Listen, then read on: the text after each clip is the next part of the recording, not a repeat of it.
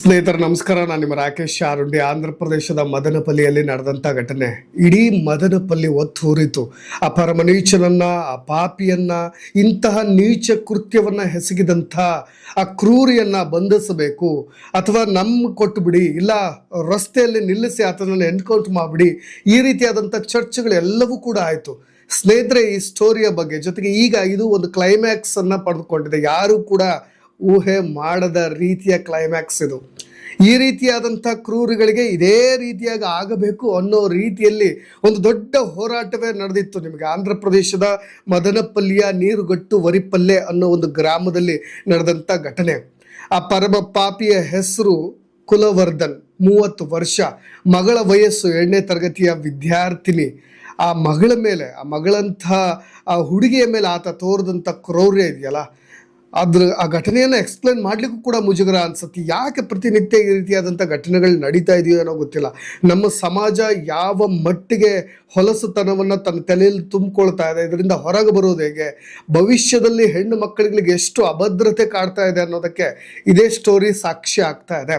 ನೋಡಿ, ಕೊನೆಗೆ ಪೊಲೀಸರಿಂದ ಆತ ತಪ್ಪಿಸ್ಕೊಂಡಿದ್ದು, ಆ ಹುಡುಗಿನ ಮನೇಲಿ ಇಟ್ಕೊಂಡಿದ್ದು ಎಲ್ಲವನ್ನು ಕೂಡ ಡೀಟೇಲ್ಡ್ ಆಗಿ ಹೇಳ್ತಾ ಹೋಗ್ತೀನಿ. ನೋಡಿ, ನೀರುಗಟ್ಟಿ ವರುಪಲ್ಲೆ ಅನ್ನೋ ಒಂದು ಗ್ರಾಮ, ಮದನಪಲ್ಲಿಯ ಒಂದು ಗ್ರಾಮ. ಅಲ್ಲಿ ಕೈಮಗ್ಗ ವಲಯದ ಕಾರ್ಮಿಕನ ಮಗಳು, ಪುಟ್ಟ ಬಾಲಕಿ. ಅವರ ಮನೆಯ ಮುಂದೆಯೇ ವಾಸ ಮಾಡ್ತಾ ಇದ್ದಂಥ ಕುಲವರ್ಧನ್, 30 ವರ್ಷ. ಆತನು ಕೂಡ ಏನು ಬಹಳಷ್ಟು ಸಾಚ ಅಲ್ಲ. ಆತನ ಕ್ರಿಮಿನಲ್ ಬ್ಯಾಕ್ಗ್ರೌಂಡ್ ಕೂಡ ಅದೇ ರೀತಿಯಾಗಿದೆ. ನಿಮ್ಮ ಮನೆಯ ಅಕ್ಕಪಕ್ಕ ಎದುರು ಯಾರಾದರೂ ಈ ಥರ ಕ್ರಿಮಿನಲ್ ಬ್ಯಾಕ್ಗ್ರೌಂಡ್ ಇದ್ದರೆ ನಿಮ್ಮ ಮನೆಯ ಮಕ್ಕಳನ್ನು ಎಷ್ಟು ಭದ್ರತೆಯಿಂದ ಇರಬೇಕು, ಜೊತೆಗೆ ಅವರಿಗೆ ತಿಳಿ ಹೇಳಬೇಕು, ಯಾರ ಜೊತೆ ಹೋಗಬೇಕು, ಯಾರ ಜೊತೆ ಹೋಗಬಾರ್ದು, ಯಾರನ್ನ ಅತಿಯಾಗಿ ಮಾತನಾಡಿಸ್ಬಾರ್ದು ಅನ್ನೋ ರೀತಿಯಾಗಿ. ನೋಡಿ, ಕುಲವರ್ಧನ್ ಕೂಡ ಆ ಥರದ ಕ್ರೌರ್ಯವನ್ನು ಕೂಡ ತೋರಿದ್ದು ಆತನ ಮನಸ್ಥಿತಿ. ಆತ ಕ್ರಿಮಿನಲ್ ಬ್ಯಾಕ್ಗ್ರೌಂಡ್, 324 ಕೇಸ್ನಲ್ಲೂ ಕೂಡ ಆತ ಒಂದು ಬಾರಿ ಜೈಲಿನಲ್ಲೂ ಕೂಡ ಹೋಗಿದ್ದ. ಬೇಲ್ ತೆಗೆದುಕೊಂಡು ಲೋಕ ಅದಾಲತ್ ಕೇಸ್ ಮುಖಾಂತರವಾಗಿ, ವಿಚಾರಣೆ ಮುಖಾಂತರವಾಗಿ ಆತ ಹೊರ ಬಂದಿದ್ದ ಕುಲವರ್ಧನ್. ಅವತ್ತು ಸೋಮವಾರ ರಾತ್ರಿ 2026 ಫೆಬ್ರವರಿ, ನಿಮ್ಗೆಲ್ರಿಗೂ ಕೂಡ ಗೊತ್ತಿರ್ಬೋದು, ಅವತ್ತಿನ ರಾತ್ರಿ ಈ ಘಟನೆ ನಡೆಯುತ್ತೆ. ಮನೆ ಮುಂದೆ ಆಟ ಆಡ್ತಾ ಇದ್ದಂಥ ಹುಡುಗಿಯನ್ನ ಪುಸ್ಲಾಯಿಸಿ, ಹೇಗೋ ಬೆಣ್ಣೆ ಅಂತ ಮರಳು ಮಾತುಗಳನ್ನಾಡಿ, ಚಾಕ್ಲೇಟ್ ಕೊಡ್ತೀನಿ ಹಾಗೆ ಹೀಗೆ ಅಂತ ಹೇಳಿ ಮನೆಯೊಳಗೆ ಕರ್ಕೊಂಡು ಹೋಗ್ತಾನೆ.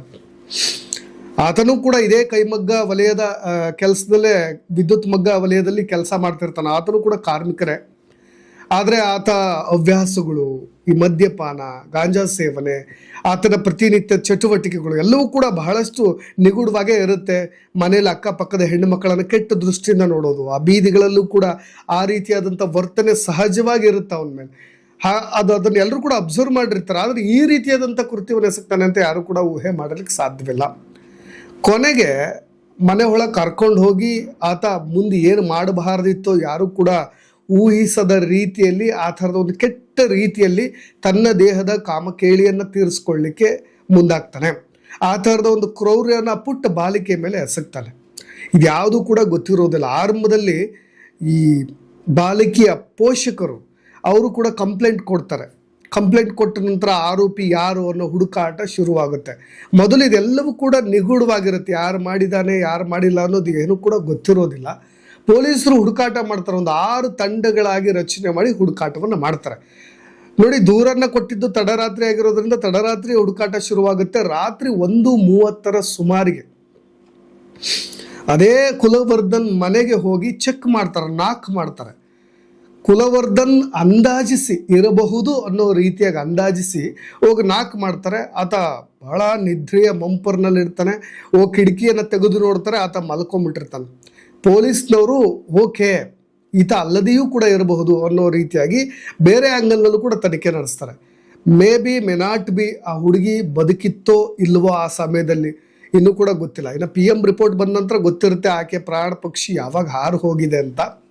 ಆದರೆ ಪೊಲೀಸರು 1:30 ಆತನ ಬಾಗಿಲು ತಡೆದಾಗ ಆತ ತೆರೆಯೋದಿಲ್ಲ. ಕಿಟಕಿ ಮುಖಾಂತರ ನೋಡ್ತಾರೆ, ಅವನು ನಿದ್ರಿಸ್ತಾ ಇರೋದು ಗೊತ್ತಾಗುತ್ತೆ, ವಾಪಸ್ ಬಂದುಬಿಡ್ತಾರೆ.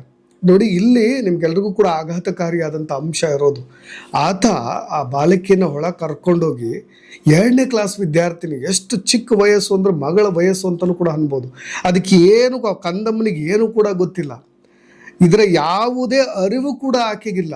ಆ ಥರದ ಬಾಲಕಿಯನ್ನು ಈ ರೀತಿಯ ಕೃತ್ಯವನ್ನು ಮಾಡಿ ತದನಂತರ PM ರಿಪೋರ್ಟ್ ಬಂದಿರೋದನ್ನ ನಾನು ಹೇಳ್ತಾ ಇದ್ದೀನಿ. ಎಷ್ಟು ಕ್ರೂರವಾಗಿ ಮಾನಸಿಕ ಚಿತ್ರಹಿಂಸೆಯನ್ನು ಕೊಟ್ಟು ಆ ಪುಟ್ಟ ಬಾಲಿಕೆಗೆ ಒತ್ತಾಯಪೂರ್ವಕವಾಗಿ ಹಲ್ಲೆ ಮಾಡಿ ಹೊಡೆದು ಬಡಿದು ಆ ನೀರಿನಲ್ಲಿರ್ತಕ್ಕಂಥ ಡ್ರಮ್ನಲ್ಲಿ ಮುಳುಗಿಸಿ ಆಕೆಯನ್ನು ಪ್ರಾಣವನ್ನು ತೆಗೆದು ಬಿಟ್ಟಿರ್ತಾನೆ. ಅದಾದ ಮೇಲೆ ನೋಡಿ, ಪೊಲೀಸರು 1:30 ಹೋಗಿದಾರಲ್ಲ, ಚಿರನಿದ್ರೆಗೆ ಜಾರಿರೋದು ಅವನು. ಚಿರನಿದ್ರೆ ಅಂದರೆ ಯಾವುದೇ ನಿಶ್ಚಿಂತೆ ಇಲ್ಲದೆ ಯಾರು ಬಂದು ಹೆಬ್ಬಿಸಿದ್ರು ಕೂಡ ಎದ್ದೇಳದಂತೆ, ಇದಕ್ಕೆ ಚಿರನಿದ್ರೆ ಅನ್ಬೇಕು ನಾನು ಆ್ಯಕ್ಚುಲಿ. ನೋಡಿ, ಅವನಿಗೆ ಒಂದು ಭಯ ಇಲ್ಲ, ಆತಂಕ ಇಲ್ಲ, ದುಗುಡ ದುಮ್ಮಾನ ಯಾವುದೂ ಇಲ್ಲ, ಯಾರು ಏನು ಮಾಡ್ಕೊಳ್ತಾರೆ ಅನ್ನೋದಿಲ್ಲ. ನಾನು ಇಂಥ ಕೃತ್ಯವನ್ನು ಎಸಗಿದ್ದೀನಿ ಅನ್ನೋದು ಕೂಡ ಆತನಿಗೆ ಭಯವಿಲ್ಲದಂತೆ ಮಲ್ಕೊಂಡ್ಬಿಟ್ಟಿದ್ದಾನೆ. ಹಾಗಾಗಿ ಪೊಲೀಸರು ವಾಪಸ್ ಹೋಗಿರೋದು. ಯಾವಾಗ ಹುಡುಗಿಯ ತಾತ ನಾನು ಕೊನೆಯದಾಗಿ ಇದೇ ಕುಲವರ್ಧನ್ ಜೊತೆಗೆ ಇರೋದನ್ನು ಗಮನಿಸಿದ್ದೀನಿ ಬೀದಿಯಲ್ಲಿ ಅನ್ನೋದನ್ನ ಹೇಳ್ತಾರೋ, ಬೆಳಗ್ಗೆ ಮತ್ತೊಮ್ಮೆ ಪೊಲೀಸ್ನವರು ಹೋಗಿ ಸರ್ಚ್ ಮಾಡ್ತಾರೆ ಮನೆ ಒಳಗೆ. ಸರ್ಚ್ ಮಾಡಿದ ಮೇಲೆ ಎಲ್ರಿಗೂ ಕೂಡ ದೊಡ್ಡ ಆಘಾತ ಕಾದಿರುತ್ತೆ. ಆ ಡ್ರಮ್ನಲ್ಲಿ ಆ ಪುಟ್ಟ ಬಾಲಕಿ ಸತ್ತು ಬಿದ್ದಿರೋದು ಗೊತ್ತಾಗುತ್ತೆ. ನೋಡಿ, ಇದಾದ ಮೇಲೆ ತನಿಖೆ ಶುರುವಾಗೋದು. ಒಂದು, ಕುಲವರ್ಧನ್ ಅಲ್ಲಿರೋದಿಲ್ಲ, ಬೆಳಗ್ಗೆ ಎದ್ದ ತಕ್ಷಣ ಪರಾರಿ ಆಗಿಬಿಟ್ಟಿರ್ತಾನೆ. ಪರಾರಿ ಆದ ನಂತರ ಪೊಲೀಸ್ನವರು ತನಿಖೆಯನ್ನು ಶುರು ಮಾಡ್ತಾರೆ. 6 ತಂಡಗಳಾಗಿ ಪೊಲೀಸ್ ಇನ್ವೆಸ್ಟಿಗೇಷನ್ ಶುರುವಾಗುತ್ತೆ. ಅಲ್ಲಿಂದ ಮದನಪಲ್ಲಿ ಒತ್ತು ಹುರಿಯುತ್ತೆ. ರಾಷ್ಟ್ರೀಯ ಹೆದ್ದಾರಿಗಳಲ್ಲಿ ತಡೆ ಮಾಡಲಾಗುತ್ತೆ, ರಸ್ತೆ ತಡೆಯನ್ನು ಮಾಡಲಾಗುತ್ತೆ. ಬೇಗ ಬಂಧಿಸ್ರಿ ಅವನ್ನ, ಇಲ್ಲ ಎನ್ಕೌಂಟರ್ ಮಾಡಿ ನಮ್ಗೆ ಕೊಟ್ಟುಬಿಡಿ ಅನ್ನೋ ದೊಡ್ಡ ಹೋರಾಟ ಶುರುವಾಗುತ್ತೆ ಮದನಪಲ್ಲಿಯಲ್ಲಿ. ಸರ್ಕಾರದ ವಿರುದ್ಧವಾಗಿ ಪ್ರತಿಭಟನೆ ಶುರುವಾಗುತ್ತೆ. ಅವ್ರ ವಿರುದ್ಧವಾದಂಥ ಹೇಳಿಕೆಗಳು ಹೊರಡುತ್ತೆ. ಅನೇಕ ಗೃಹ ಖಾತೆಯ ಸಚಿವರುಗಳು ಬರ್ತಾರೆ, MLAಗಳು ಬರ್ತಾರೆ, ಅವರಿಗೊಂದು ಭರವಸೆಯನ್ನು ನೀಡ್ತಾರೆ, ಇಲ್ಲ ನಾವು ಬಂಧಿಸ್ತೀವಿ ಅಂತ. ಒಂದು ಕುಲವರ್ಧನ್ನ ಹುಡುಕಾಟ ಶುರುವಾದ ನಂತರ ಆತನನ್ನು ಮತ್ತೆ ಅತಿ ವೇಗವಾಗಿ ಆತನನ್ನು ಬಂಧಿಸಲಾಗುತ್ತೆ. ನೋಡಿ, ಇಲ್ಲಿ ಮತ್ತೊಂದು ಟ್ವಿಸ್ಟ್ ಕೂಡ ಇದೆ ನಿಮಗೆ. ಆತನನ್ನು ಬಂಧಿಸಿ ಕರೆದೊಯ್ಯಬೇಕಾದ್ರೆ ಆತ ಮತ್ತೆ ಪೊಲೀಸರಿಂದ ಪರಾರಿ ಆಗ್ತಾನೆ. ನಿಮಗೆ ಇಲ್ಲಿ ಎಲ್ಲರೂ ಕೂಡ ಆಂಧ್ರ ಪ್ರದೇಶದ ವೈದ್ಯ ಕೇಸ್ ನೆನಪಿರಬಹುದು.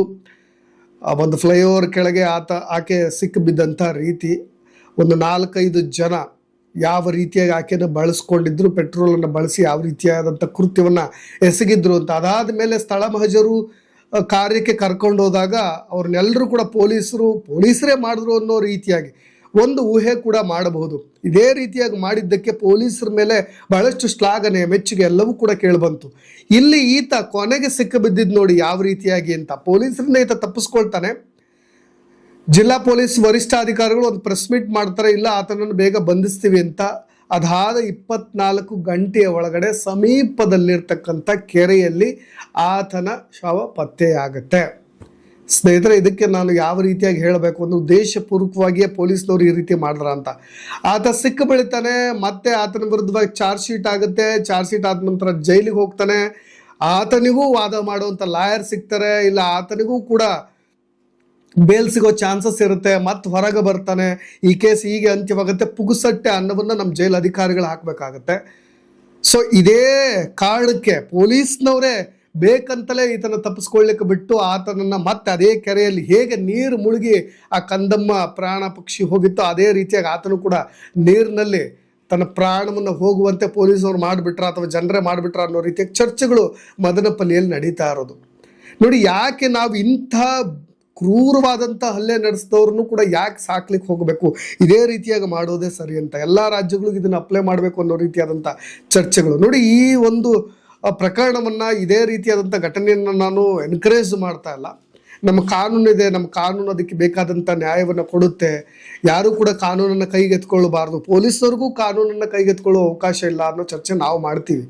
ಆದರೆ ಕೊನೆಯಲ್ಲಿ ನಮ್ಮ ಕಾನೂನು ವ್ಯವಸ್ಥೆ ಹೇಗಿದೆ ಅಂದರೆ, ಎಂಥ ಅಪರಾಧಿಗಳಿಗೂ ಕೂಡ ರಕ್ಷಣೆ ಕೊಡುವಂಥ ಕಾನೂನನ್ನು ನಾವು ನಿರ್ಮಾಣ ಮಾಡ್ಕೊಂಡಿದ್ದೀವಿ ಅನ್ನೋ ರೀತಿಯಾದಂಥ ಚರ್ಚೆಗಳಾಗ್ತಾ ಇರೋದು. ಅದಕ್ಕೋಸ್ಕರವಾಗಿ ಈ ರೀತಿಯಾದಂಥ ಎಂಡ್ ಬೇಕಿತ್ತು, ಈ ರೀತಿಯಾದಂಥ ಒಂದು ಟ್ವಿಸ್ಟ್ ಬೇಕಿತ್ತು, ಈ ರೀತಿಯಾದಂಥ ಒಂದು ಕ್ಲೈಮ್ಯಾಕ್ಸ್ ಈ ಕೇಸ್ಗೆ ಬೇಕಿತ್ತು. ಹಾಗಾಗಿ ಈ ಥರದ ಒಂದು ಕ್ಲೈಮ್ಯಾಕ್ಸನ್ನು ನೋಡಿದಂಥ ಆ ಪೋಷಕರು ಕೂಡ ಈಗ ಸ್ವಲ್ಪ ನಿಟ್ಟುಸಿರು ಬಿಟ್ಟಿರ್ತಾರೆ. ಇಲ್ಲದೇ ಇದ್ದರೆ ಪ್ರತಿನಿತ್ಯ ಅವರು ಕೂಡ ಸಾಕ್ಷ್ಯದಾರರಾಗಿ ಇದೇ ಕೋರ್ಟ್ಗೆ ಅಲ್ದಾಡಬೇಕಾಗಿತ್ತು, ವಿಚಾರಣೆ ವೇಳೆ ನಿಂತ್ಕೊಳ್ಬೇಕಿತ್ತು, ಆ ಪರಮ ಪಾಪಿಯನ್ನು ಮತ್ತೆ ಅದೇ ಕಣ್ಗಳಿಂದ ನೋಡಬೇಕಾಗಿತ್ತು. ಸೊ ನಾವು ಆಂಧ್ರ ಪ್ರದೇಶದಲ್ಲಿ ಈ ಥರದ ಒಂದು ವೆಲ್ಕಮಿಂಗ್ ನಿರ್ಧಾರಗಳನ್ನು ನೋಡ್ತಾ ಇದ್ದೀವಿ. ಅದು ಪೊಲೀಸ್ನವ್ರು ಮಾಡಿದ್ದಾರೋ ಇಲ್ವೋ ಅಂತ ನಾನು ಹೇಳ್ತಾ ಇಲ್ಲ, ಬಟ್ ಈ ಕೇಸ್ ಒಂದು ಸುಖಾಂತ್ಯ ಕಾಣ್ತಲ್ಲ ಅಂತ ಹೇಳಿ ಅನೇಕರು ನಿಟ್ಟುಸಿರು ಬಿಡ್ತಾ ಇದ್ದಾರೆ. ಈ ಕೇಸ್ಗೆ ಸಂಬಂಧಪಟ್ಟಾಗ ನಿಮ್ಮ ಅಭಿಪ್ರಾಯ ಕೂಡ ಇಂಪಾರ್ಟೆಂಟ್ ಆಗುತ್ತೆ, ಅದು ಕೂಡ ತಿಳಿಸ್ಬೋದು ಅಂತ ಹೇಳ್ತಾ ಧನ್ಯವಾದ.